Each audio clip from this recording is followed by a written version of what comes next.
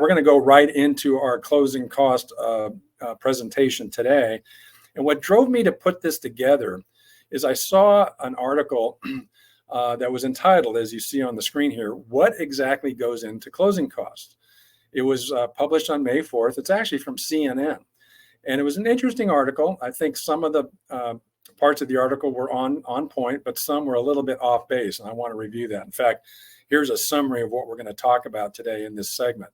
First, I'm going to do a quick review of this article from CNN, what they got right and what they got wrong about closing costs. We'll talk about what are closing costs and when are they paid. We're going to talk about, does the amount of closing costs vary between a cash purchase and a financed purchase? We're going to get into some technical terms like non-recurring closing costs, which I'll go ahead and reveal to you now. Those are generally one-time fees. And then there's recurring closing costs, which I want you to think about as ongoing expenses.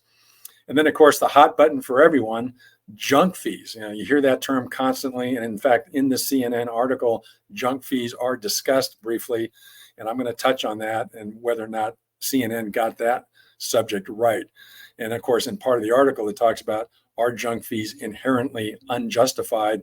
I would argue it's kind of a mixed area, kind of a gray area. In a lot of cases now, most costs that are referred to are considered junk fees.